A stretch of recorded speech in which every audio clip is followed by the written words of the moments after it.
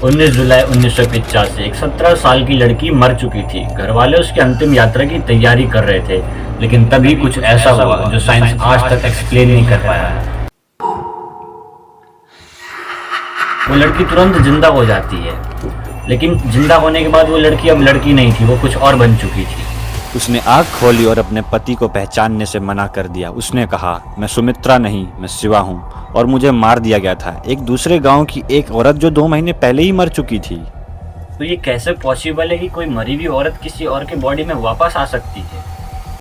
ये कहानी है सुमित्रा सिंह की, एक गांव की सीधी सादी सी लड़की, उत्तर प्रदेश के शरीफपुर नगर में रहने वाली। ना ज्यादा पढ़ी लिखी, ना कोई अनयूजुअल बातें, शादी हो चुकी थी, एक बच्चा भी था, लाइफ बिल्कुल नॉर्मल चल रही थी।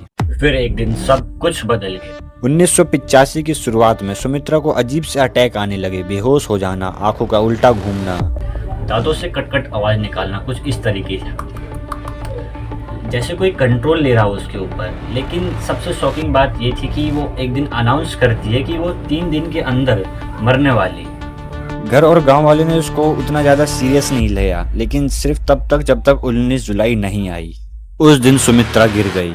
उसका शरीर पूरा ठंडा पड़ गया था, ना सांसें चल रही थी, ना ही धड़कन। उसका चेहरा एक डेड बॉडी जैसा हो चुका था। घर वाले रो रहे थे, अंतिम संस्कार की तैयारी हो रही थी। लेकिन तभी उसने अचानक से अपनी आंख खोल दी। उसने कहा, तुम लोग कौन हो?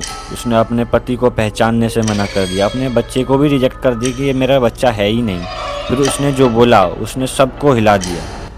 मेरा नाम शिवा है और मुझे मेरे ससुराल वालों ने मार दिया था। शौक और भी ज्यादा तब बढ़ जाता है जब पता चलता है कि शिवा नाम की लड़की सच में एग्जिस्ट करती है।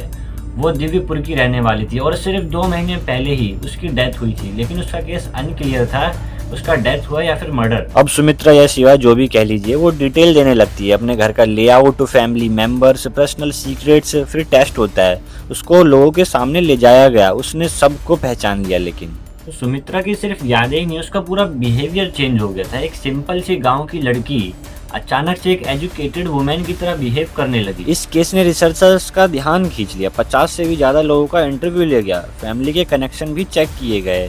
नतीजा वही निकला, सब कुछ नॉर्मल। लेकिन स्टोरी यहीं खत्म नहीं होती है। इन्वेस्टिगेशन में कुछ कमियां मिली। न्यूज़ ऑलरेडी सर्कुलेट हो चुकी थी, इंफॉर्मेशन लीक भी पॉसिबल था, साइकोलॉजी डिसऑर्डर का भी एक्सप्लेनेशन हो सकता था।